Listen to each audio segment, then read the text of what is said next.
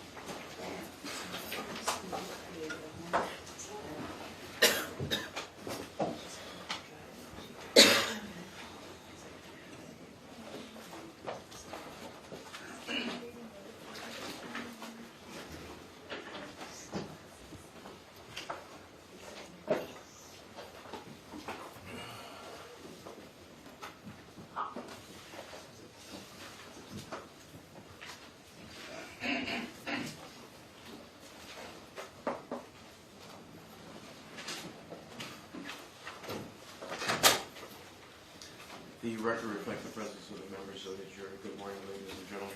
Mr. Rivera, you may proceed. Ms. Jones. Ms. Jones. Your Honor, one moment, please. The state's requesting permission to call out of order Officer James Taylor. Any objection?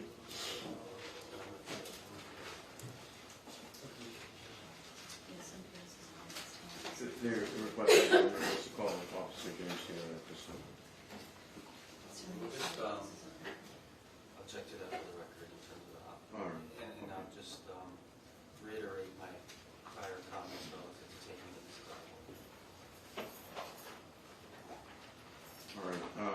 I'll allow the witness to be called at this time. Proceed.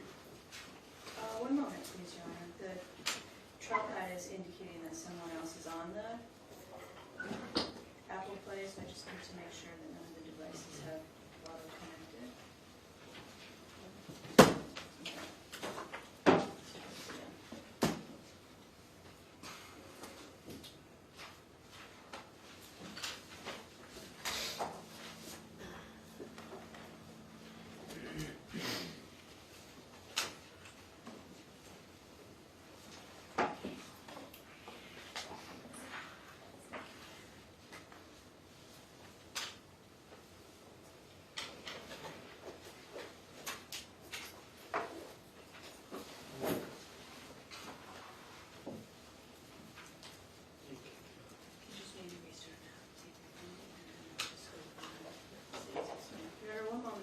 Need to restart the Apple TV program.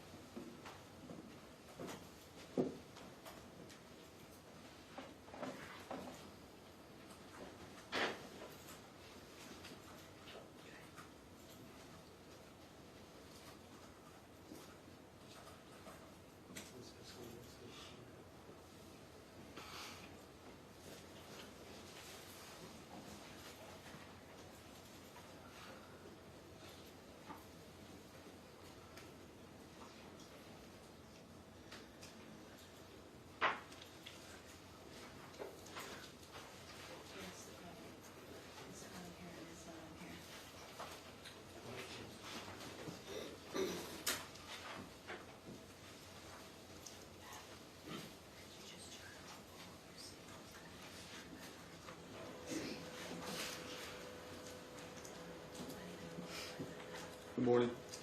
Okay,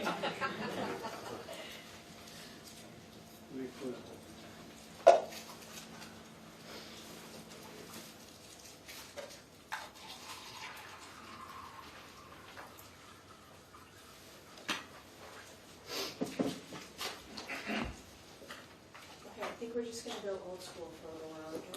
I can handle old school. Good morning. Good morning. Please state your name. James Taylor with the Maui Police Department. Will you spell your last name, please? Taylor. Good morning, Officer Taylor. How long have you been, oh, I'm sorry. Back up, please stand. Oh. You solemnly swear that the testimony you are about to give will be the truth, the whole truth, and nothing but the truth. Yes. Let's start again. Okay. Good morning. Good morning. Good morning. Will you please state your name for the record? Officer James Taylor with the Maui Police Department. Good morning, Officer Taylor. How long have you been employed with the Maui Police Department? Since November 16th of 2009. And what is your current assignment? I'm a Lahaina Patrol Officer. In February of 2014, were you employed as a Maui Police Officer? Yes. Where were you assigned at that time? Lahaina Patrol. And were you employed and on duty during the months of February and March of 2014? Yes, I was. Right. Was there a time in February where you were on island but off duty? Yes, I was on vacation from the 1st of February to the 15th of February. I returned to work in patrol and Lahaina Patrol on the 16th. And how long have you lived here on Maui? Since November of 2009. How long were you assigned up there in Hana? 3 years. Are you familiar with the area known as New Wailuku Bay or Paraquats Bay? Yes, I am. You're in permission to publish what's been admitted as State 17A. Permission granted. I'm showing you what's in evidence as States 17A. Now, just so that it's a little bit bigger. All right. Do you recognize what's depicted in State 17A? Yes, that's an overhead view of New Wailuku Bay, also known as Paraquats. All right. Do you see the bay there on the photograph? I do. All right. I'm going to just zoom in the area. Now, in regards to, how are you familiar with New Wailuku Bay? It was part of my beat boundary, so it was part of the area that I would patrol. What's out there? Nothing. As far as that, I mean, no development of any kind. There's obviously a beach and jungle, but there is no development in that particular area. I want to, now in regards to, we're just going to sort of go in a little closer on that in 1 second. Now, I want to turn your attention to February of 2014. You said you were on island but not working during that time frame. Will you give those dates again, please? I was on vacation from February 1st to February 15th. I returned to patrol on the 16th. Right. When you returned to the Hana Patrol on February 16th, did you respond to some assignments regarding the Charlie Scott case? Yes. All right. Will you describe to us briefly what were some of the things that you were assigned to do as part of your Hana beat? In regards to this case, or just Yes, in general? in regards to this case. We would receive calls from the search team. As you all know, there was a large search team looking for Mrs. Scott, and anytime anything of what they construed to be evidentiary value would be found, they would leave it, they would call us, we would respond, and then we would look at whatever it was they found and determine whether or not it had evidentiary value to this case. Did you? What were some kinds of things that you were called to investigate? On the day of the 16th, my first day back, in the Hunter Ranch area where they keep the cows, someone had found some red hair on a barbed wire fence. So we collected the hair and then went into the area where the cows were and searched the entire area for any evidentiary value, and there was nothing found at that time in that location of value. What else did you do? There was other times we were called, someone had found I guess in Hana, when people go hunt pigs, they kill the pig, they'll put it in a trash bag, the parts that they don't use. And there was one occasion where someone found the remains of a pig carcass in a trash bag, and they could smell the odor. So we had to go through, open the bag, and I went through every little bit of the pig carcass just to see if there's anything that resembled any human remains or of that sort. And during those type of searches, never found anything of relative evidentiary value to this particular case. In addition to that, went out on my own and just searched various areas of Hana Highway in the jungle, off the road. Went several places from Kenai to Hana to Kalpo, searched all over the beat, trying to find something relevant to this case. Does that answer your question? Yes. Now, did you at any point go to or participate in a search of New Wailuku Bay area? Yes, I did. Would you describe to us when that was? On March 8th, at about 5 p.m., myself and Officer Sloanham, who was one of my beat partners, went to the area. And the reason we were there is because I had found out that was where the jawbone was recovered. And he knew exactly where that jawbone was, because I believe they found that while I was on vacation. So I wanted him to show me the spot where the bone was recovered so I could see it for myself, so I could look at the area and just do my own investigation. We arrived in that area together at about 5 p.m.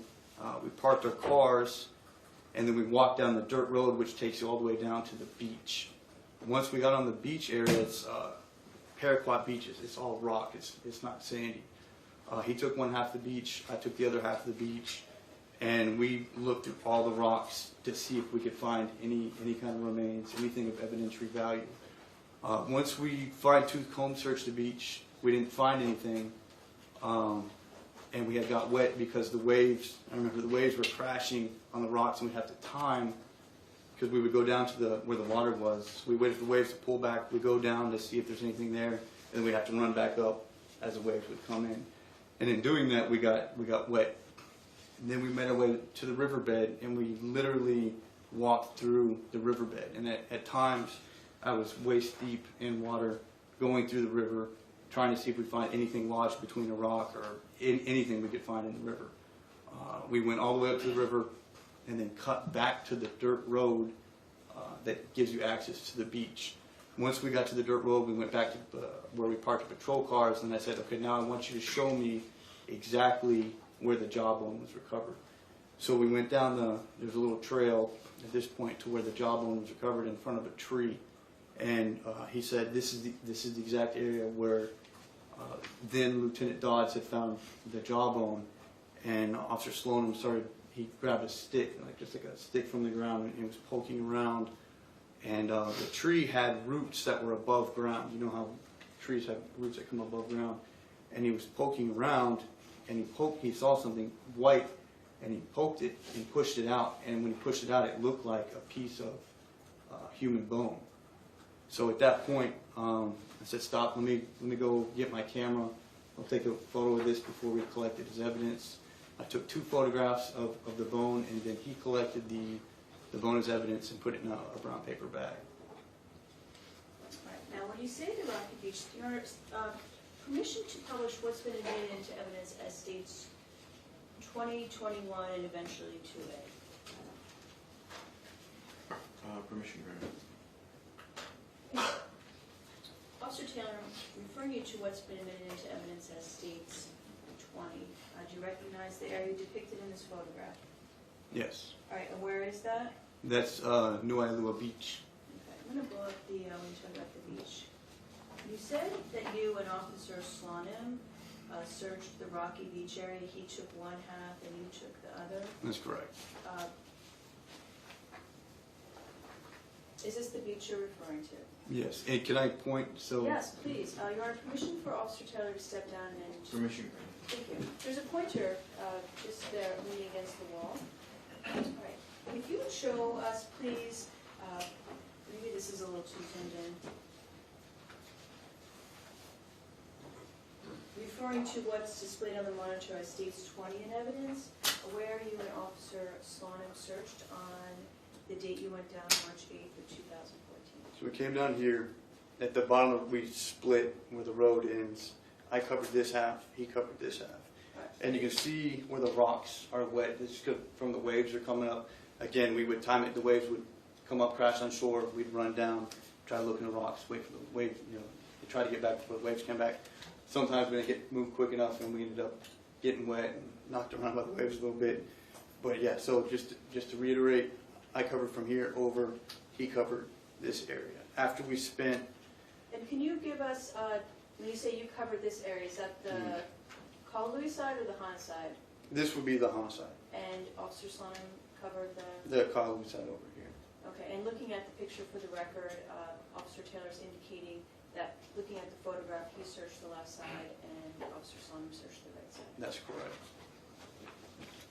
Now, will you show us where, you said you walked up the river, will you show in the photograph where the river is? Right here.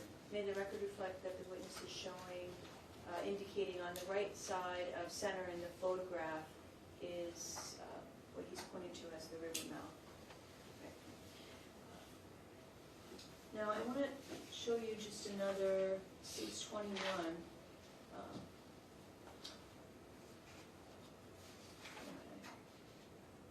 Now you indicated that after, will you show us the beach area on the States 21 that you just referred to as States 20? Okay, so this would be the area where I searched the Hana side, and then this would be the area where Officer Slonim searched on the Kalui side. And then this would be the river, and right here in this part of the river, it's shallow, maybe about ankle deep. So when we started going up, I didn't realize that we were going to be treading through waist deep water, but that's just how it ended up happening.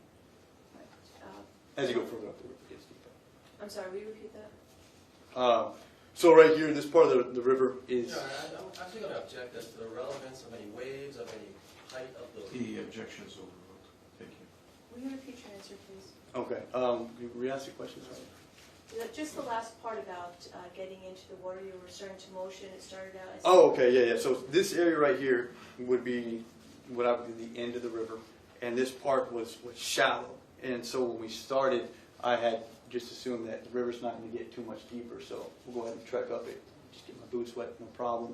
As we went further up the river, like I said, we ended up trekking through about waist deep, which was, I didn't expect that. But once we were in there, we were like, okay, we're already wet, we're soaking, we're halfway through here, we might as well keep on going. But during our search of the river, we did not find anything of weapons true value at that time. Now, as you're walking up the river in between the ankle and waist deep water, will you describe to us what the terrain is like in the riverbed and on the left and right of you as you head up or mount in the stream? It's rough terrain. Judge, I object to the relevance of the river conditions in March in terms of relevance. The objection is overruled. Thank you. Do you remember the question? Yes. Okay, Yeah. you can go ahead and answer it. It was rough. It was rocky. The terrain changed. At times there would be, I guess not cliff is probably the right word, but it would be a vertical drop, and there would be trees completely covering both ends of the canopy, so you're in the shade, as you can see. So once you go up here, the river goes up this way, and from the aerial you can't see it because there's so many trees and bushes, and it's thick and it's dense, and there's rocks and it's different elevations, and the depths of the water would change as you go up the river. And did you make it up all the way up the river, or did you stop and turn off at one point? We stopped and turned off, and then headed back to the dirt road, which is in this area. Okay. When you went back in, you can have a seat, please, Officer Taylor.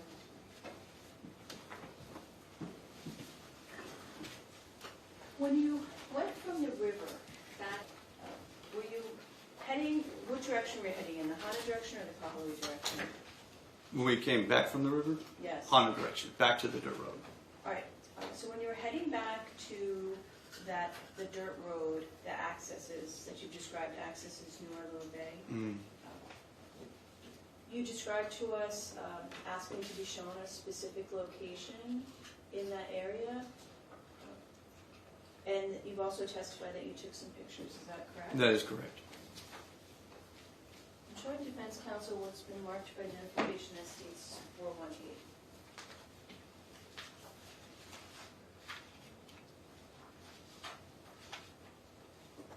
May I approach Officer Taylor? You may.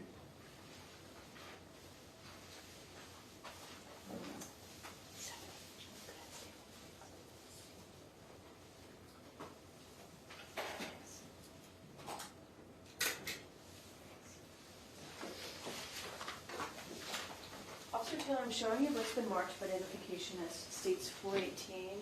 Without telling us what it is, will you take a look at that and let us know if you recognize it? I do. Okay, and what is states 418? This is the what we believe was the bone fragment that we recovered. Are those the pictures that you took? Yes. Are they a true and accurate copy of the photographs you took in the area of New Wailuku Bay where the bone that you've described was found, as well as the pictures of the bone itself? Yes, it is. And just to reiterate, this particular spot was within 2 feet of where I was told the jawbone was located. So it was in a 2-foot radius of where Lieutenant Dodds found the jawbone. So I will object this to hearsay. As to the truth of the matter as it relates to where the jawbone was recovered, I'll sustain that portion of the objection. I'll allow it as a reference point only. Thank In other you. words, for the officer to describe what he understood that point to be and where he recovered what he has testified to. So strictly, ladies and gentlemen, for the limited purpose of a reference point. All right, proceed. Yes, Your Honor. At this time, the state offers into evidence what's been marked for identification as states 418. Mr. Upholt. I have no objection. State's Exhibit 418, marked for identification purposes, is received and admitted. Permission to publish. Grabs it. Officer Taylor, I'm referring you to the television monitors displaying states 418. When we'll talk about the top portion and the bottom portion, right? So what's depicted in the top portion of 418? Top portion is the bone fragment and the root which the bone was pushed out from underneath. And what's depicted on the bottom in the images on both the right and left of the bottom portion of the photograph? It's a photo of the bone fragment that was recovered at that location. And you were present when it was unearthed? That's correct.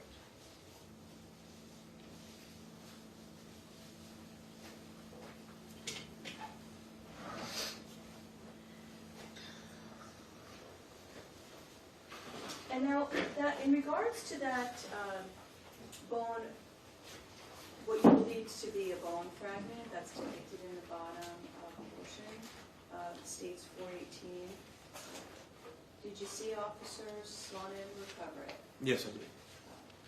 And where'd it go after that? Where'd it go from New Wailuku Bay? So we put it in a brown paper bag at the scene, took it to his patrol car, we drove back to the station. He contacted the sergeant at that time, and then the sergeant came and took it as evidence at the Hana police station. And you witnessed that? Yes. I'm referring defense counsel to what's been marked for identification as states 299.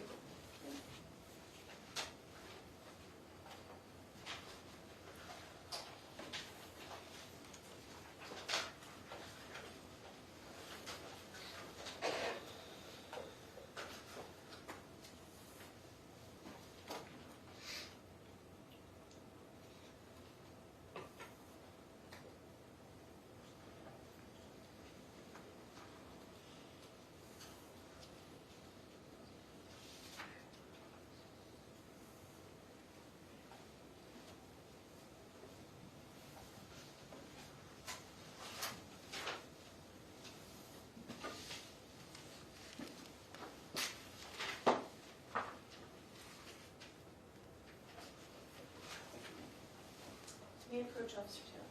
Yes. Officer Taylor, I'm showing you what's been marked for identification as states 399. Without telling you that's what it is, will you take a look at it, as well as the accompanying paperwork, and let us know whether you recognize states 399 for identification? Yes. All right, how do you recognize it? This is the bone fragment that Gershon recovered. And how do you know that? I recognize it. I was there when he collected it. And then this is the evidence voucher that he created. With his name on it. And is it the same bone fragment that's depicted in what's in evidence as states 418? Yes, it is. The same one that was unearthed by Officer Slonim in your presence? Yes. And the same one that you've testified to was submitted into evidence that same day? Yes. That's here in 399. Yes. Your Honor, at this time, the state offers into evidence what's been marked for identification as states 399. Mr. Poole. I know, Jeff. State's Exhibit 399, marked for identification purposes, is received in evidence. Your Honor, at this time, permission for Officer Taylor to publish the exhibit before the jurors. Permission granted. All right, Officer Taylor, if you would step down, please.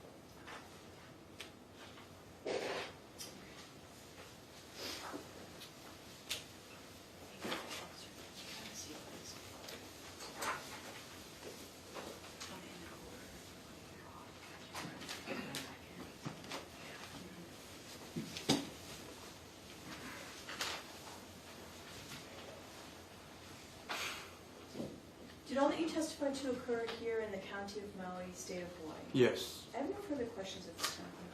Cross-examination, Mr. O'Brien. Just some brief questions. Officer, relative to your testimony about the strands of hair that were found, or that you were, let me ask you, how did those strands of hair come to your attention? One of the search party members, they found it trapped in a barbed wire fence and then called it in. Okay, and do you recall who the search party member was, I guess, who you met with relative to, I guess, being shown that item of evidentiary value? I would have to see my report to see the name of the person. I don't remember off the top of my head. Sure, may I approach you on that? You may.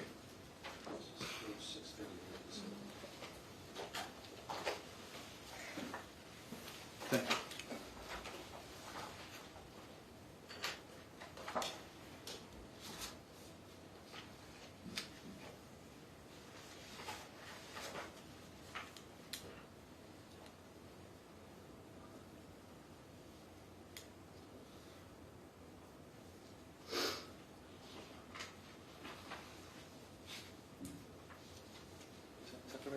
Yes, okay. Do you, I guess, was your recollection refreshed as to who the person was that you met with relative to being shown that item? Shay Pipkin. And I guess, did you do any follow-up investigation as to the relation of Shade Pipkin to any of the, I guess, maybe to, for example, the missing person, Charlie Scott? Do you know if they have any... Did I look at her connection to anybody? No. Do you know whether they're related or anything? No. And then in terms of that piece of, or item of evidentiary value, relative to paraquats, that area that you testified about, where was this area that you were shown? That's in Hana. Completely separate area. And so, can you describe what you did after you were shown that item? Collected it, as that photographed it, collected as evidence, put it in a bag, and then we went into. So it was on a barbed wire fence, which was put to keep cows, so the cows don't get out. It's a cow pasture, if you will. So then we went into the cow pasture and searched that entire area, and then we didn't find anything of any kind of value in that cow pasture. Okay. And I guess that you did that search based on, I guess, the reasonable inference that if there was an item of evidentiary value found in the barbed wire fence, there may be more items around there. That's correct. Aside from you and the other officer, is it Slonim? Correct, Sloan. Aside from you and him, was there anybody else called to search that area at that time for further items of evidentiary value? I believe Sergeant Yoshizawa was with us, but I have to double check on my report for that. Okay, but it wasn't like, well, let me ask you this. At any time subsequent to that discovery, was, for example, the SRT brought out, the CRU, the CID, were they all brought out to search that area? For the cow pasture where the hair was found? No. Yes. No, because we checked the area. We spent a lot of time out there, and we cleared it. There was nothing. When you say we, you mean the three of you? Correct. And that's not, okay.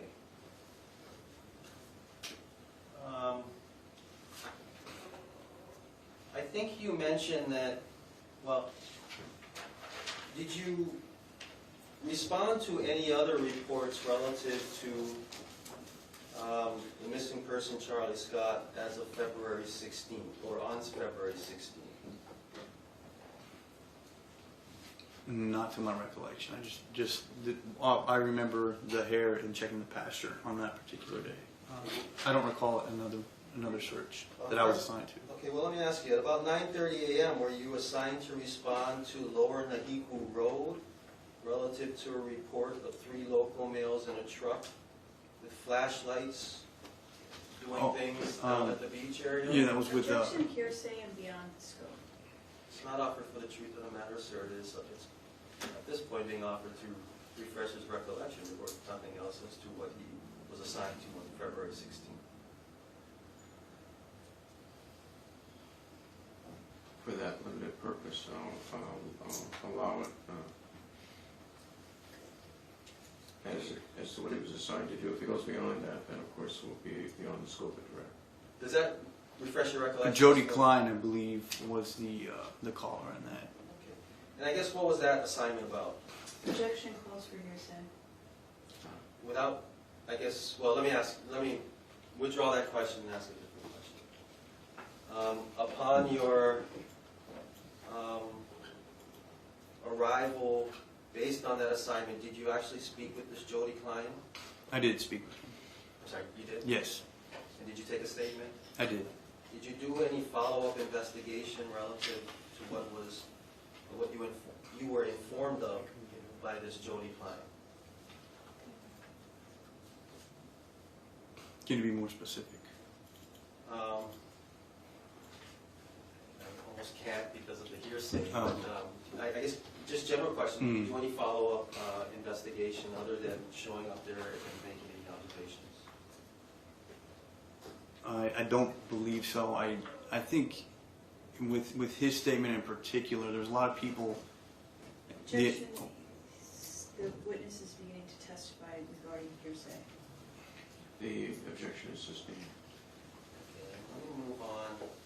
In terms of your testimony about the discovery out in Paraquat's area, I think you testified that you had taken what you described as bone fragment back to the Hana police station after Officer Slonim bagged the item. Is that accurate? Yeah, what's that again? Well, I guess let me ask you. I think your testimony was that Officer Slonim bagged the item. That's correct. And then I guess it was transported over to Hana police station. That's correct. And I think your testimony was at some point, well, let me ask you, in whose hands was that item I guess when you guys arrived at the Hana police station? The bag was in his hands. He put the bone fragment in the bag. That was his recovery.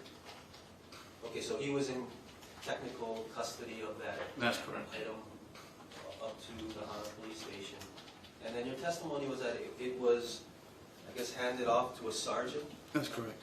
Who was that sergeant? Sergeant Yoshizawa, Shane Yoshizawa.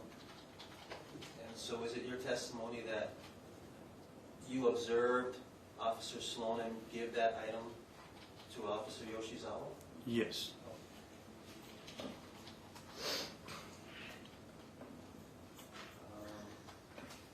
I have no further questions. Redirect examination. Yes, briefly.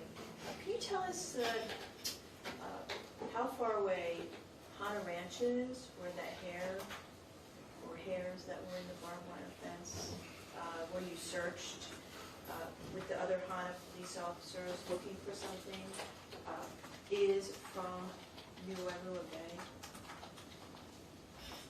I would estimate 14 to 16 miles.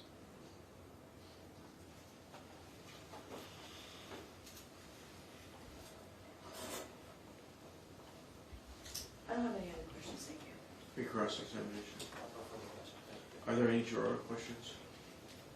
No, Your Honor. Thank you very much. You are excused. Thank you.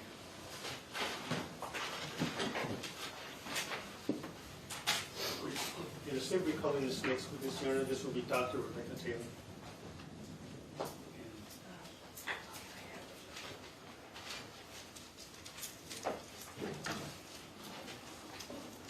Your Honor, again, we lodge the same objection regarding the witnesses out of order. So noted.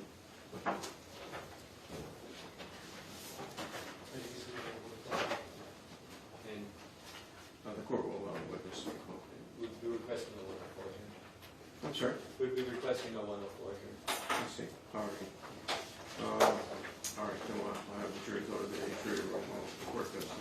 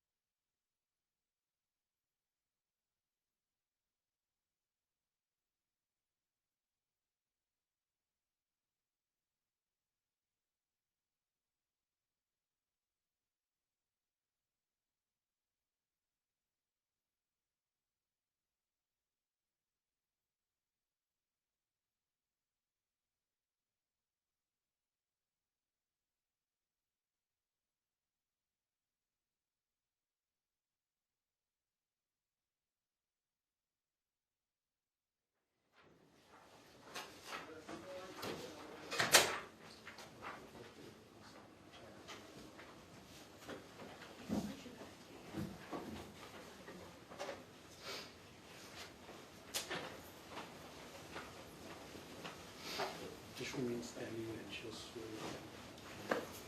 Do you solemnly swear that the testimony you are about to give will be the truth, the whole truth, and nothing but the truth? Yes. You may be seated. You may proceed with your examination. Thank you. Yeah, good morning, Dr. Taylor. Could you state your full name for us, please? My name is Dr. Rebecca J. Taylor. And what is your occupation? I'm a forensic anthropologist. And where are you employed or where do you work right now? I work for the Defense POW MIA Accounting Agency. And is that the name of the, I guess, the department or the organization? Yes, it is. And did it have a name previous back in 2014? Yes, it was previously known as JPAC, which is the Joint POW Accounting Command. And Dr. Taylor, how long have you been working? Is there an acronym for the new name right now? The acronym is DPAA or DPA. Okay, DPAA. How long have you been working with the DPAA? A little over 4 years now. And what are your current or what are your primary duties and responsibilities there as a forensic anthropologist? My primary duties are to analyze skeletal remains in order to aid in the identification of past servicemen. And let me ask you some questions about your education. At this time, can you briefly but fully provide us with your educational background? Yes, I received a Bachelor's of Science in Biology, minor in Anthropology, Master's of Arts in Anthropology from the University of Tennessee, and a PhD in Anthropology from the University of Tennessee. And when did you receive your PhD in anthropology from the University of Tennessee? 2013. And again, I'm not sure, what year did you receive your master's in anthropology at that university? 2005.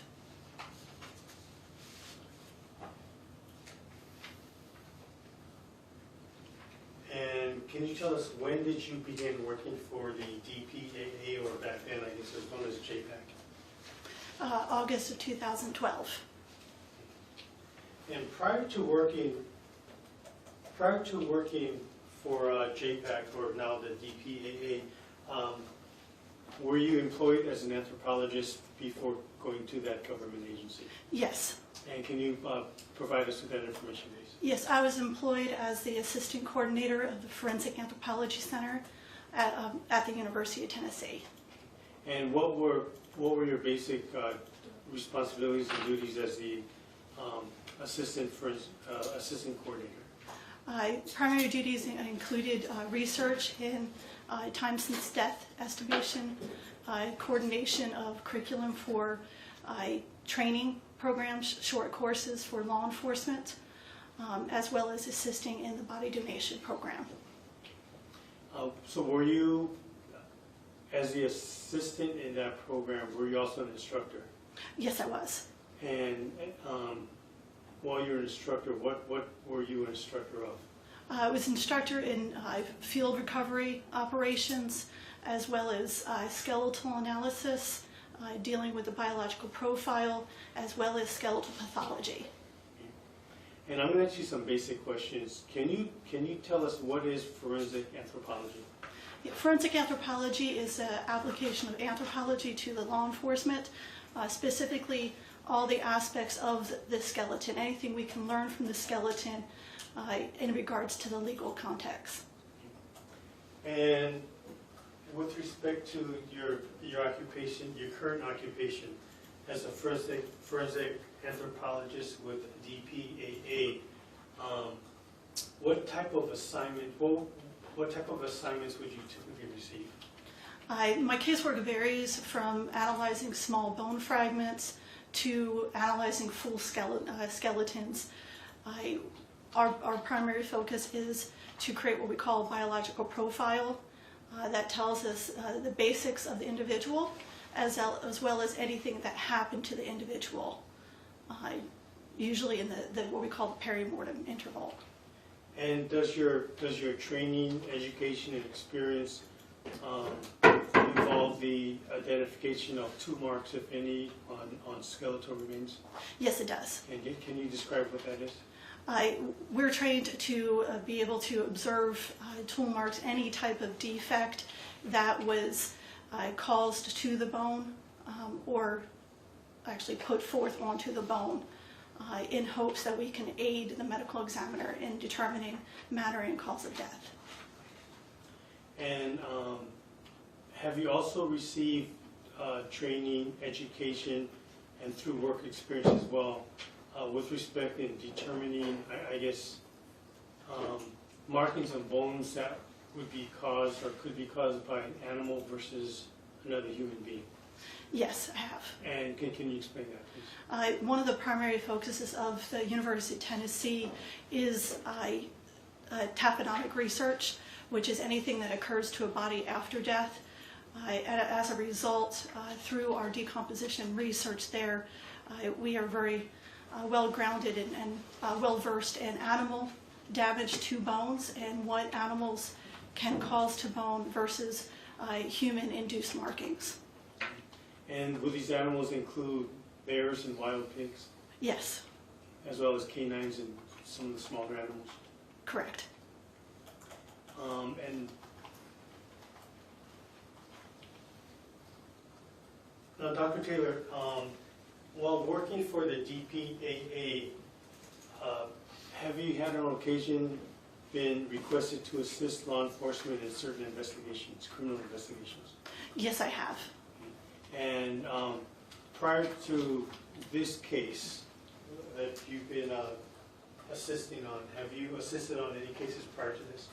Not for Maui. No, I've assisted on a couple cases on Oahu. And who did you assist on those cases on Oahu? The Office of the Medical Examiner, focusing on identification. And have you ever testified in court before? No, I have not. In this case, have you testified, I guess grand jury, would that be the only time Yes. you have testified?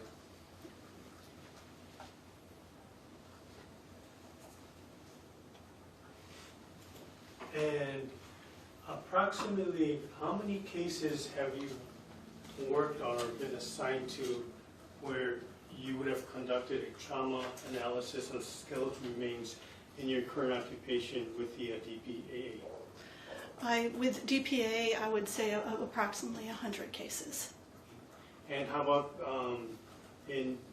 when you were the assistant at the University of Tennessee?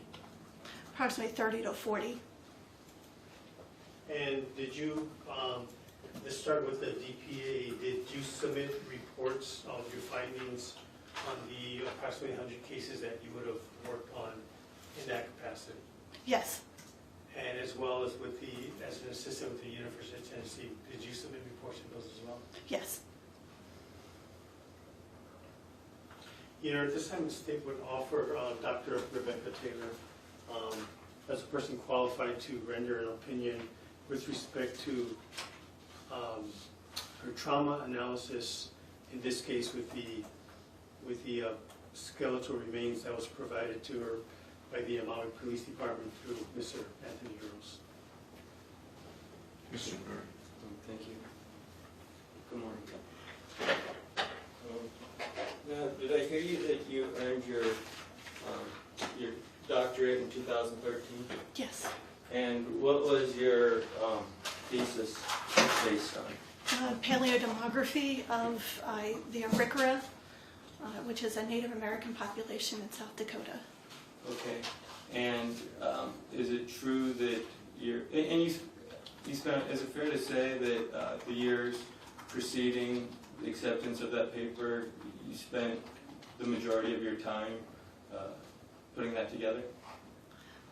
Unfortunately, that is not correct, is that because I worked full-time. That's a reason why it took me a longer time to get my PhD. And I worked full-time, so I did my writing and research in the evenings. Okay. Did your writing and research vary in substance from the work you were doing? Yes, it did. Okay. And the writing, your thesis was about determining age at time of death, is that fair to say? Yes. And more specifically, would it be fair to say that it was based on more about what models to use in making those determinations? Yes. And how certain models can create biases? Yes. Okay. And none of that work involved tool marks, is that correct? That is correct. And same in your master's, you also did a thesis for your master's? Yes. And again, did that have anything to do with tool marks? Not with tool marks, no. Okay. And you have, what, about a 9-page CV, is that fair to say? Yes. And would you agree that there is nothing on there with any indication that you've had any specialized training with regards to identification of tool marks? No specific courses, no. Okay, and so this is just a general knowledge that anybody in forensic anthropology would have with regards to tool marks, is what you possess? Yes. So and you are aware there are forensic anthropologists who specialize in tool mark identification, is that correct? Yes. And even some go so far as to specialize in saw or cutting marks in bone. Is that? Yes, that is correct. And you cite, you appear in your JPAC, what I'm going to refer to as your JPAC report, you cite to, is it Symes? It is Dr. Sims. And he is one of these people, correct? Yes, And are you familiar with his 2010 publication? yes, And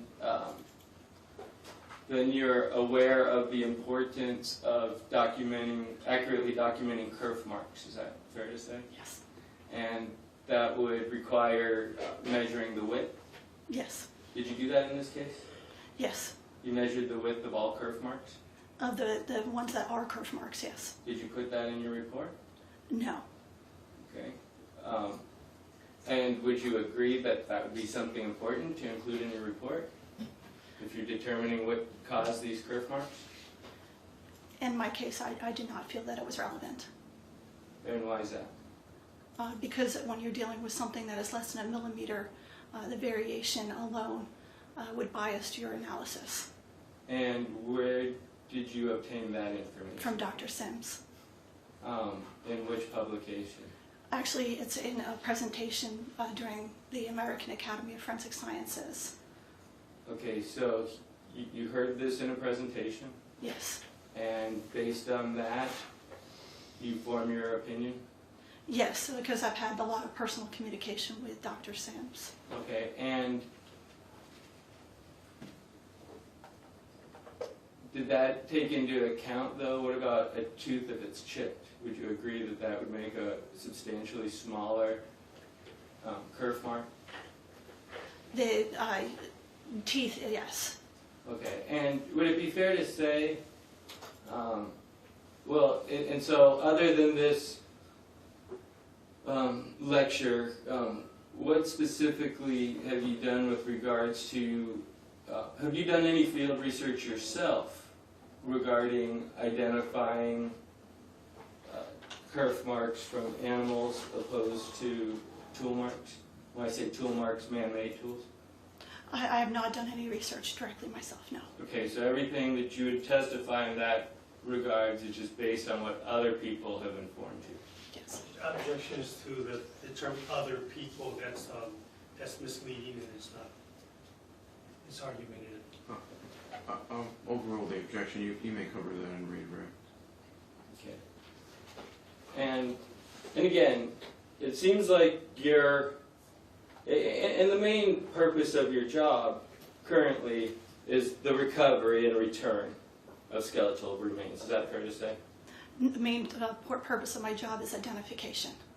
Identification, what do you mean? Can you tell me what you mean a little bit more by identification? Any remains that are believed to be U.S. service members that are unaccounted for come into our laboratory, and a forensic anthropologist must analyze that skeletal material and give their opinion to the medical examiner for identification purposes. So prior to repatriation, the remains are identified. And is that identification, what are you trying to identify?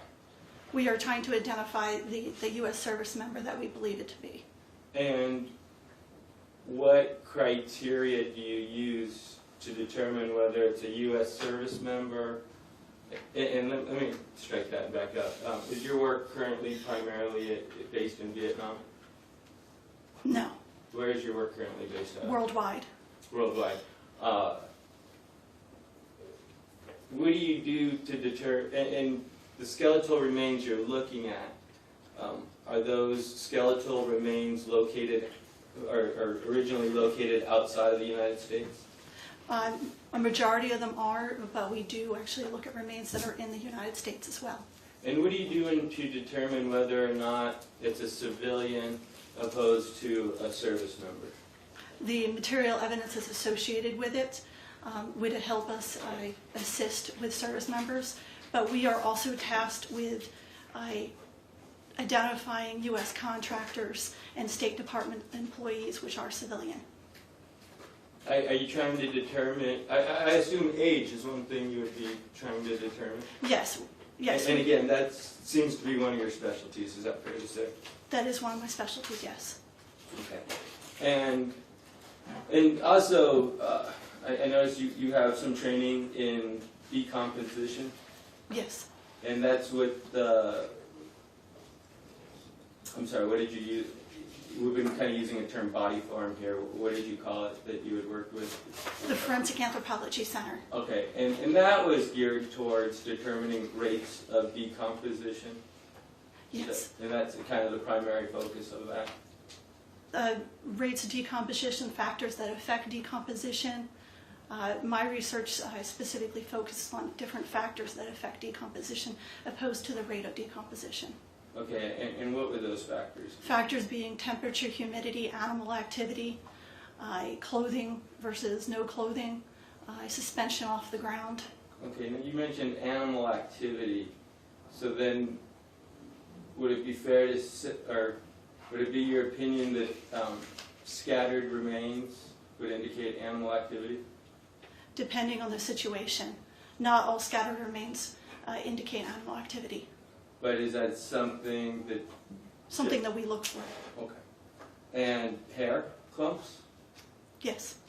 That would be indicative of animal, what would you call it? Animal activity with regards to decomposition? It would also depend on the context in which the hair mats were recovered.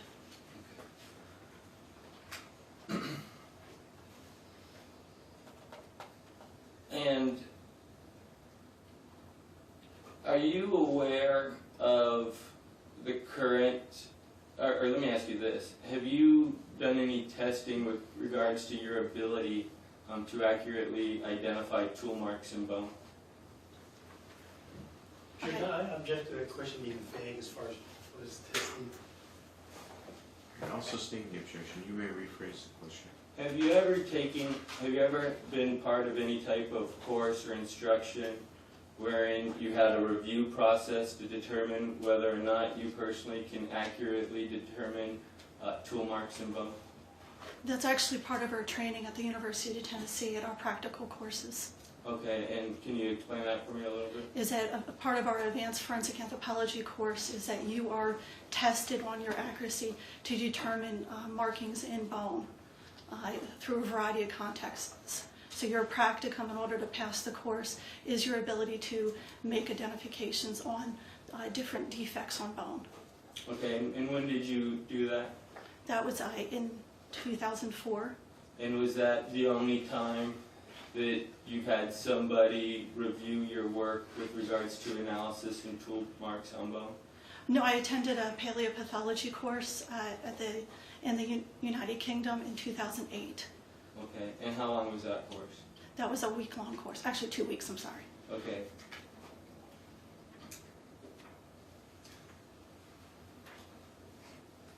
And would you agree with me that the current recommended procedure for determining tool marks in bones is to look at it under an electron scanning microscope?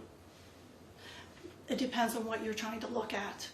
So if you're trying to determine whether or not a specific tool made marks on a bone. That is not considered the standard. It is recommended, but due to limitations that most laboratories and agencies have in order to do that, we have standards that we meet that actually have been put forth and published by Dr. Sims on what is essential to look at under the electron microscope. Okay. But would you agree, would you agree though if you're trying to determine if multiple incised wounds were created by a single tool, that would be an appropriate time to use an electron scanning microscope? I do not agree with that. I believe that light microscopy can be sufficient for that. How many different types of kerf marks as a result of tools that are generally identified in bones? A plethora of tool marks are, kerf marks are specific to saws versus knife wounds. So that's something that to be a little bit more specific with. So I'm a little confused about your question. Okay, are you saying, and I might be confused with the answer, do knives leave kerf marks? Only if they're used in a sawing fashion. Okay, and that and if a knife is used in a sawing fashion, how many varieties of kerf marks are there? There are a number of kerf marks. I cannot give you a specific number because they do vary. What about with serrated blades? How many kerf marks have been identified? Again, serrated blades, any knife wounds, if you read the literature, you cannot distinguish to the accuracy that you can with saw marks.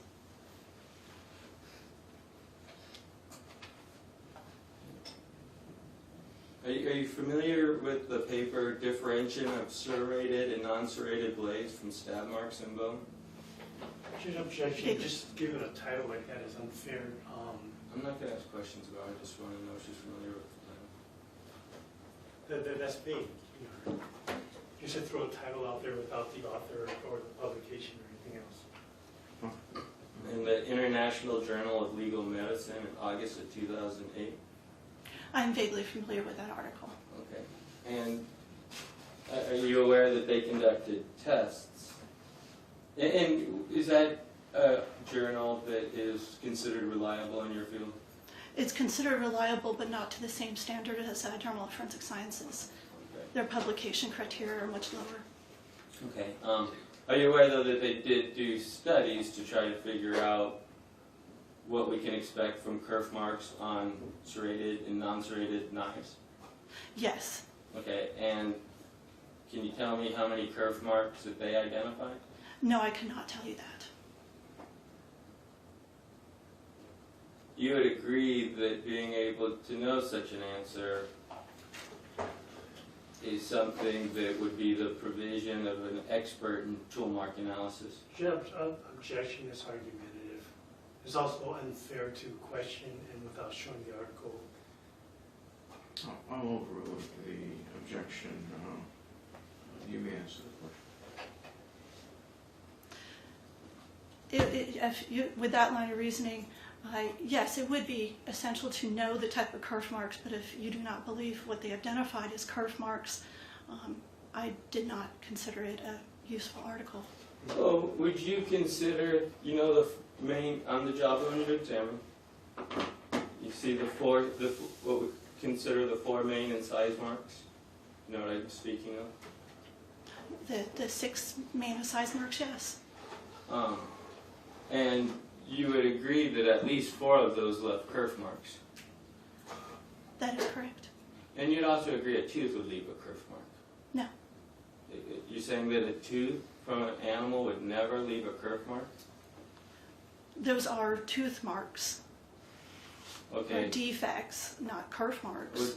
I can object because counsel, he's not stating it clearly. He's throwing vague words that aren't the term of art with Dr. Taylor and expecting him to answer it. Those are improper questions. Well, it seems that the doctor is able to answer these questions. Yeah, but still he doesn't allow him to start throwing in words that aren't part of the article. If he's going to quote the article, he should.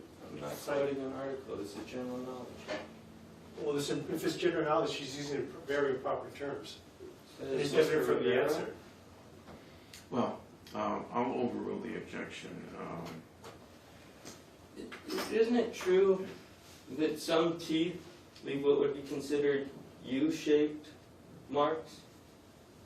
Like what you'd call incised marks? They would cause linear defects in the bone, yes. That would be identical to what we're calling kerf marks, except in possibly the floor of the kerf mark? They would cause defects that would vary substantially from what a saw mark kerf is. How would they differ? Because with a teeth, you don't typically go across the bone in a uniform fashion that a blade does. So you actually will see skips in the teeth, that tooth mark. So a tooth will skip? Yes. And in your JPAC report, don't you also say that you see bones skipping here? No, I do not. There's nothing in your report talking about the knife skipping? Not skipping in that fashion. What skipping? Skipping, what I mean by that, when you drag your teeth along bone, is that it's not uniform. You actually will see points where it's deeper, points where it's more shallow. So you get a variation in superficial versus deep in a tooth mark, especially carnassials, which are created by the canine of omnivores and carnivores predominantly. When you have that situation, you do not see the uniformity that you do when you are running a blade that is the same length and width going across the bone. The skipping I refer to in the report, and in regards to that, is when I'm talking about a blade that's running parallel to the bone, and you hit a bump and it jumps and skips over a section of the bone, so you see different markings at irregular intervals going across the bone. Okay.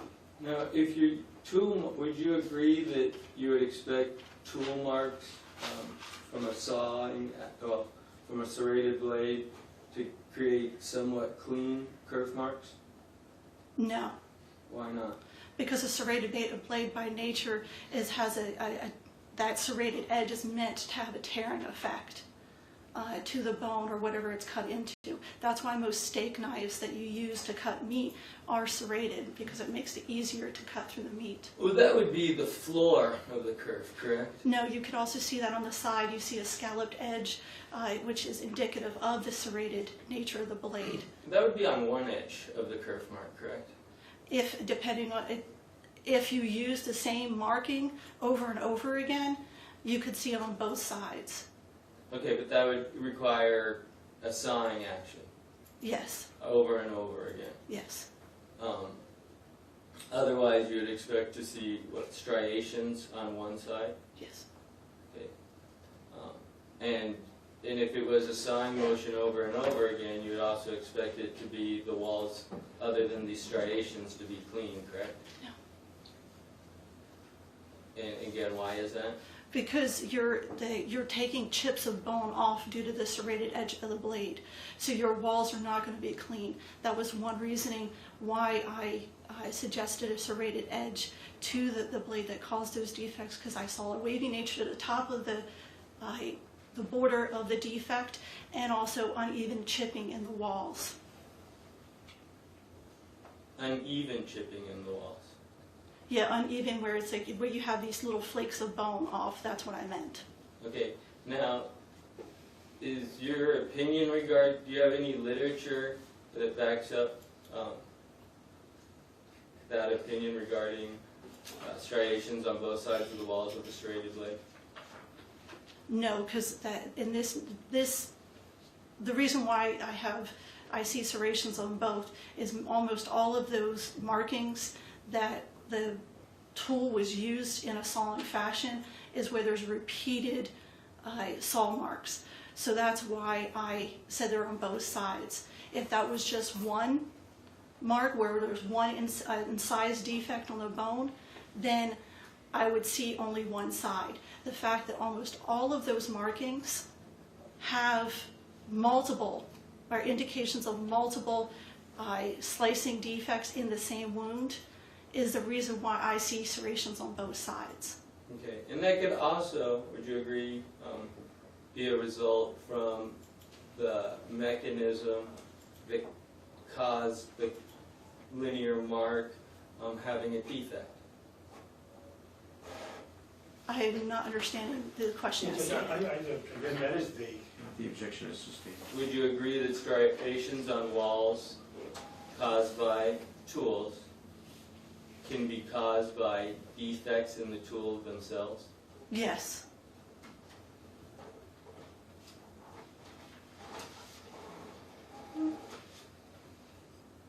And now you mentioned the two trainings you had with regards to tool marks. I think you said the last one was in 2008. That is correct, yes. And have you done, and that was the last time you had training specific for identification of tool marks on bone? Specific to tool marks, yes. And was that limited to tool marks on bone, or was that more general? It was a wide variety of bone pathology, tool marks, trauma. It covered a wide gamut of defects that we see. Okay, so kind of a general course. Yes. No further questions, Your Honor. All right, thank you. Did you want to cover anything? Yeah, just one quick one. Dr. Sims, does he work out of the DPEA as well? He does not. So how are you familiar with Dr. Sims? He's actually an alum of the University of Tennessee and has, for a number of years, been a lecturer for the short courses that we have put forth. We meaning the DPEA? Oh, sorry, we meaning the Forensic Anthropology Center. He was one of the individuals where I've sat in on a number of his lectures. You know, I have no further questions at this time. All right, Just real quickly. yes. Do you have any certificates or acknowledgments regarding your ability to accurately, specifically with regards to accurately identifying tool marks on bone? I have my course participation certificates, but no additional certificate saying, yes, I can do that. We do not have those in our field. Well, you would agree that, again, tool marks in your field is a very important topic, correct? Yes, that's, And as I said, there's people who specialize, there's very few people. but people, ballistics comparisons, you agree, would be tool mark analysis. Determining whether a bullet came from a specific gun. Judge, I do object this vague and ambiguous with respect to what a forensic anthropologist does. The objection is sustained. So again, that you would agree that tool mark identification is a very important aspect of forensic anthropology. Yes. And as such, there's people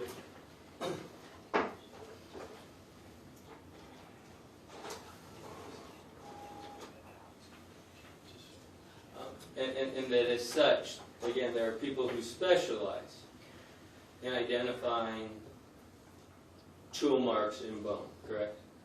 Yes. And it's fair to say, and I understand you have an expertise in some amazing areas, including age at time of death. Analyzing tool marks in bone is not something that you personally have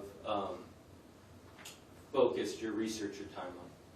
I have not focused my research or time on that. That is correct. Okay. And your main role is to give input to the medical examiner.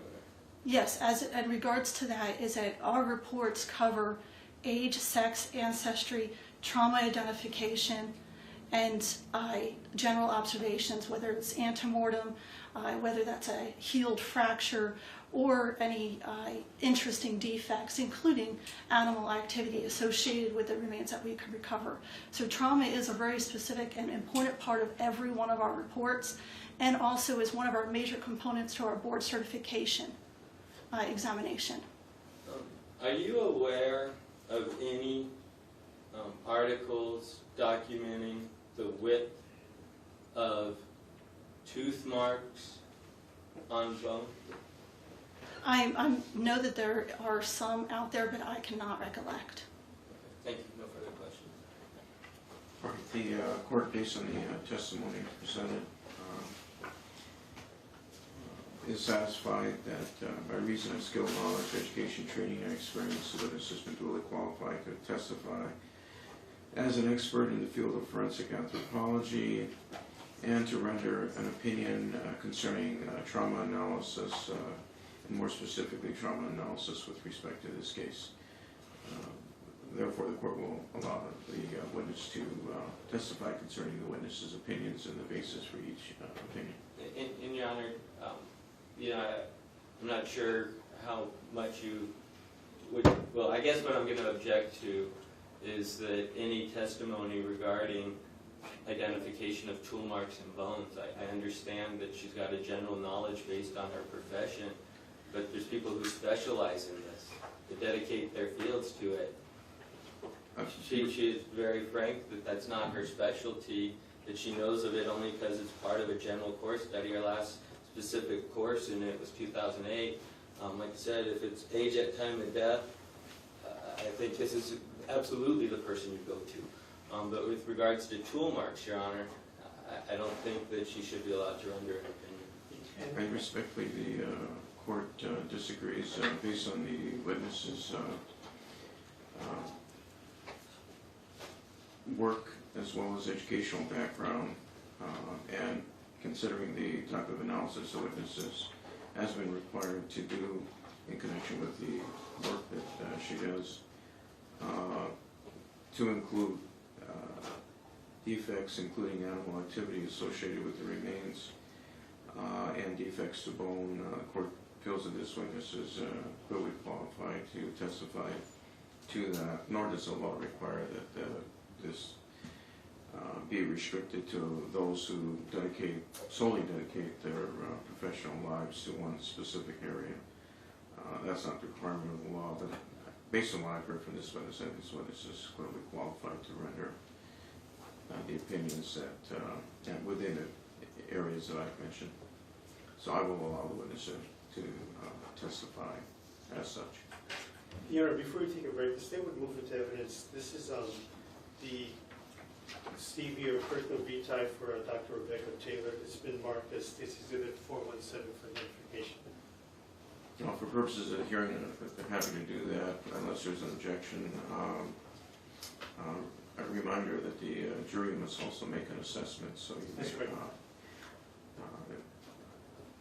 I'll do this for purposes of the 104 hearing. But let me ask if there's any objection. For purposes, no objection for purposes of the 104 hearing. All right, court will receive that. Let me see that first. All right, thank you.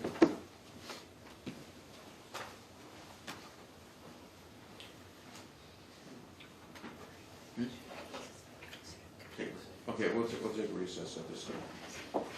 It's in recess.